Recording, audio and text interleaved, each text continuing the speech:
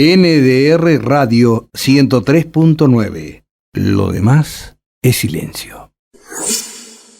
Hablamos en el inicio del programa de hoy sobre algunas situaciones muy penosas que están atravesando los profesionales o los trabajadores en general de la salud.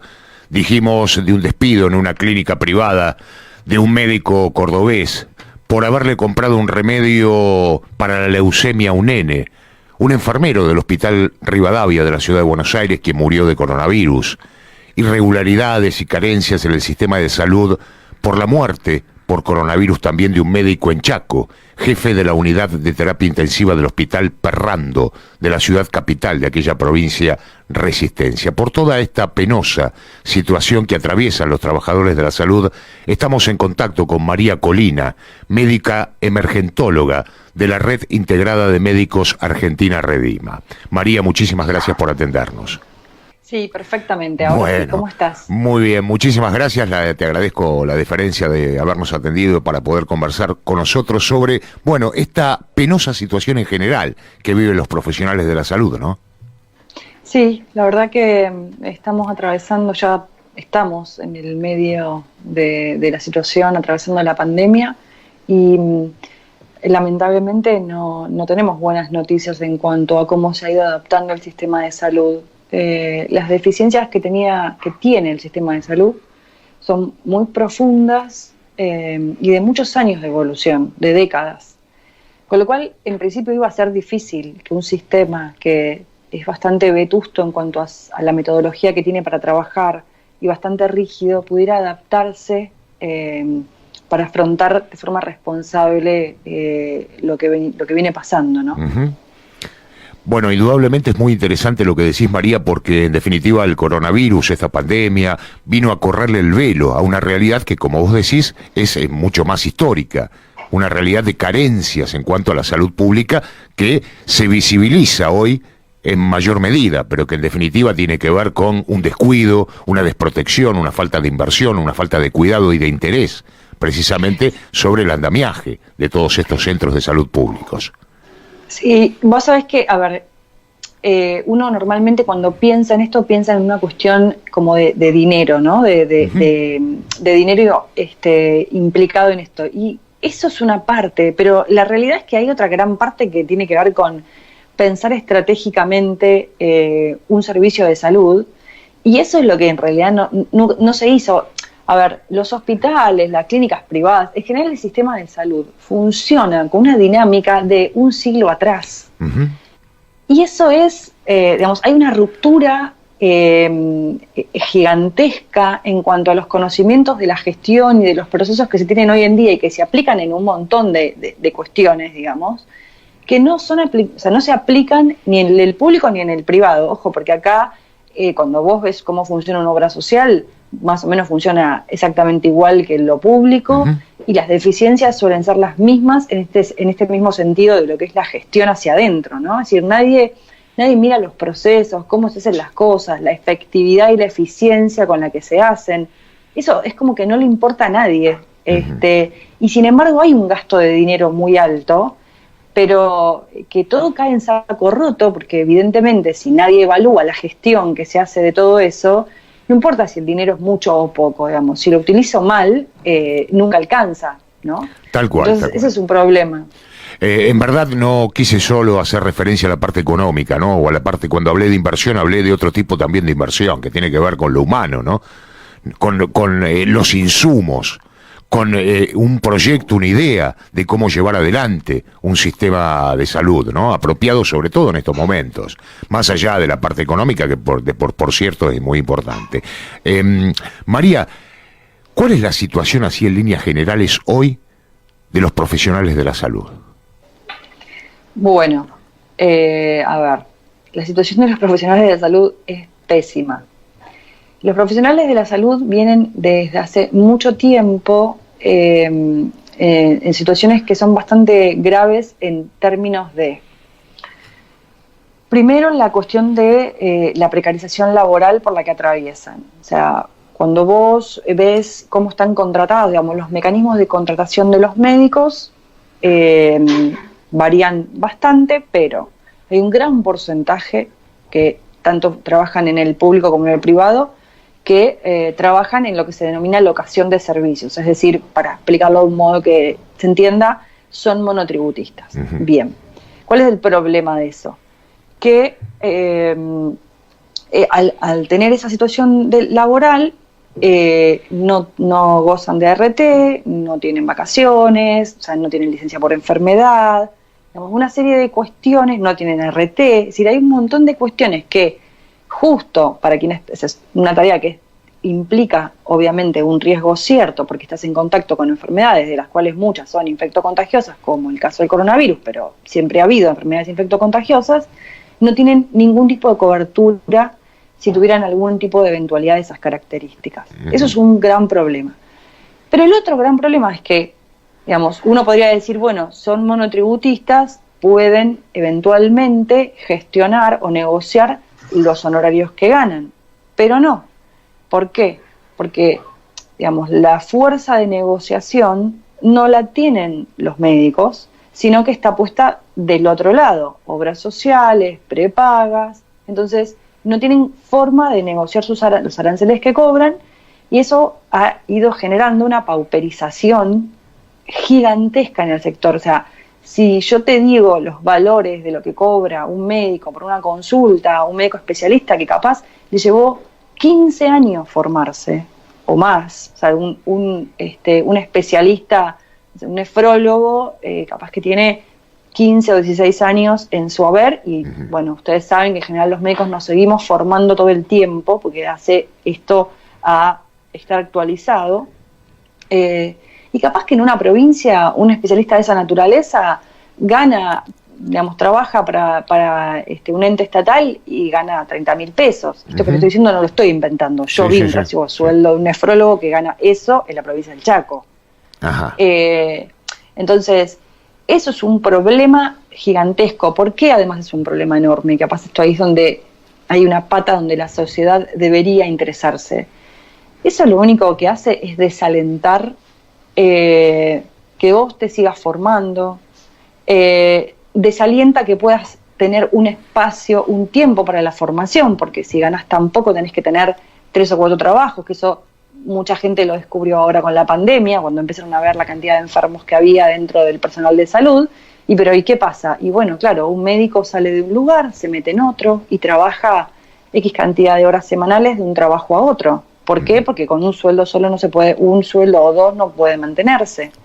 Claro. Entonces, eso termina dañando en un sentido la calidad de la asistencia recibida, porque imagínate que si un médico sale de una guardia después de haber estado 24 o aún 12 horas nocturnas trabajando y sigue trabajando, la calidad que puede dar a ese paciente no es óptima. Claro, claro. Bueno, aquí en el Partido de la Costa, María, las guardias médicas, en los hospitales públicos, por supuesto, son de 36 horas.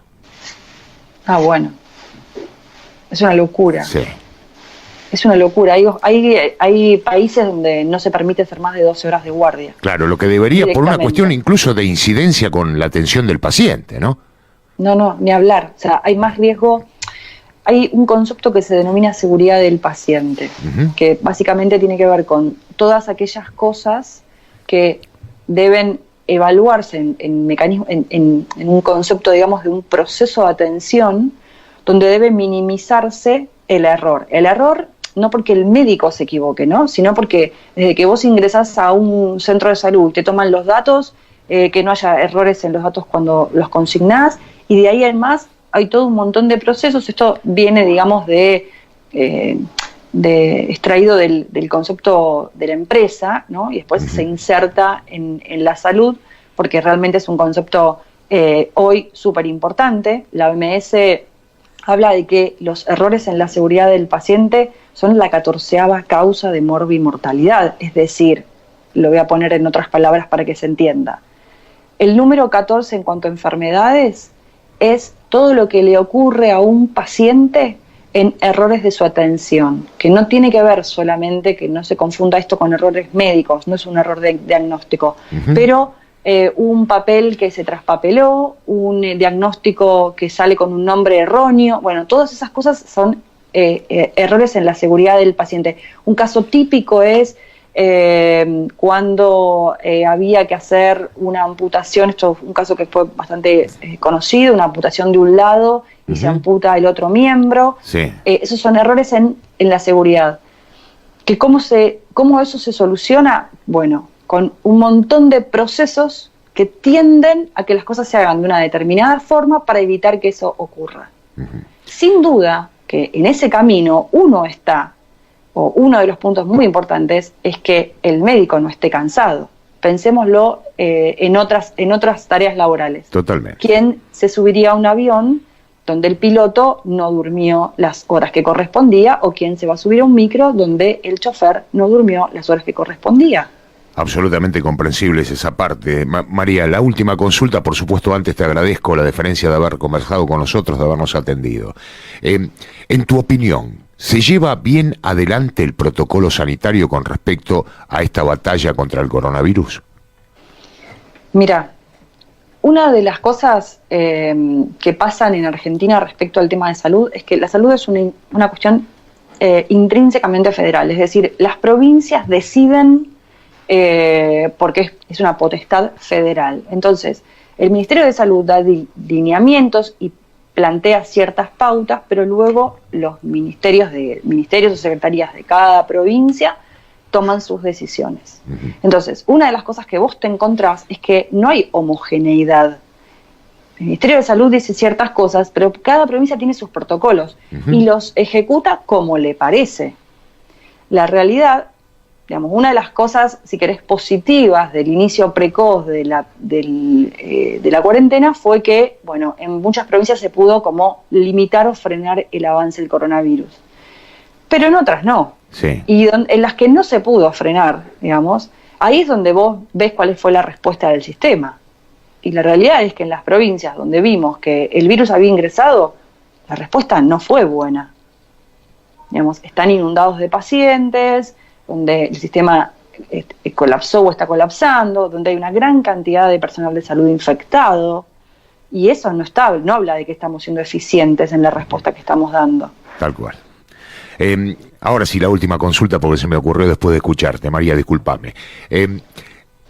¿Hay muchos intereses en juego para que se consiga finalmente una vacuna o una medicación para poder combatir este virus? No creo que, pongámoslos del otro lado, la empresa que desarrolle una vacuna, sin duda que económicamente para esa empresa va a ser muy beneficioso. No creo que haya intereses en contra. Ajá. Lo que pasa es que una de las cosas es cualquier medicamento, es decir, cualquier sustancia que sea utilizada para seres humanos, para tratar alguna enfermedad, llevan muchísimos años de análisis. No son, salir una nueva droga o una vacuna lleva años de investigación. Y no tiene que ver con la voluntad, digamos. Son procesos que de por sí son largos, digamos. Está bien, es entendible esa parte. Pero digo, ¿por qué como el poder político entendido, no se encarga de, no sé, unir a los científicos del mundo en pos de esa causa? Más allá de que lleve su determinado proceso, tiempo y demás, ¿no? Conseguir el resultado final. Bueno, eso es, vos vamos a pensarlo desde otro lugar. El poder político eso podría hacerlo ¿quién? Estados que tengan, poder cierto, ¿sí? Sí. Para poder hacer cualquiera de esas cosas se necesita dinero. Entonces, algunos estados podrían invertir sumas de dinero para estimular la investigación en ese sentido. Pero en general esto está, quienes desarrollan ese tipo de cosas son privados, son instituciones privadas, que obviamente esperan tener un rédito económico en el momento en el que orienten eso. O sea, lo que en general, esto nos mete en otro tema que tiene que ver con la gestión de medicamentos, pero los estados en realidad lo que suelen, las medidas que pueden llegar a tener es a veces hacer convenios público-privados para el desarrollo de ciertas drogas o de ciertas vacunas, pero no tienen la potestad en sí misma porque esto implica inversiones de grandes sumas de dinero. Ajá. Y para poder invertir grandes sumas de dinero, ahí estás hablando de un presupuesto de una nación, y en general los presupuestos de las naciones se deciden en los congresos, digamos. O sea, es más complejo políticamente. O sea, no podría salir un presidente a decir, bueno, o lo podrían hacer muy pocos, decir, bueno, vamos a destinar este caudal de dinero a la investigación de tal o cual cosa. Sí. No es una decisión tan simple, digamos, ¿no? Está bien, indudablemente tus palabras marcan las miserias del mundo, ¿no? Que hay que transformarlo inmediatamente, porque estamos hablando aquí de falta de dinero en los estados, dinero público, para poder generar una vacuna, un medicamento, no sé lo que fuese, ¿no? Como para combatir una pandemia en este caso. Sí, creo que, digamos, quizás lo que habría que pensar es, bueno, el laboratorio que finalmente logre un medicamento o logre una vacuna, no sé si el tema está en la investigación, puede ser privada. Creo que después lo que sí deberían hacer los estados es negociar esta parte donde haya accesibilidad. ¿Se entiende? Sí, decir, sí, claro. Bueno, hacé vos el desarrollo, está muy bien que lo hagas el desarrollo. Tenés una ganancia económica, pero busquemos la forma, el equilibrio para que eso sea accesible, digamos, para Totalmente. que todos puedan tener el medicamento que necesitan. Totalmente. Creo que ahí es donde los estados lo pueden gestionar. Es indudable eso. María, te agradezco muchísimo el contacto y lo mejor, ¿eh? Muchísimas gracias. Gracias a ustedes. Adiós. María Colina, médica emergentóloga, una de las referentes de la Red Integrada de Médicos Argentina, Redima, que nos comentaba la penosa situación que están atravesando los profesionales de la salud, que hoy se hace más visible aún, producto de la pandemia, pero que viene desde hace muchísimo tiempo.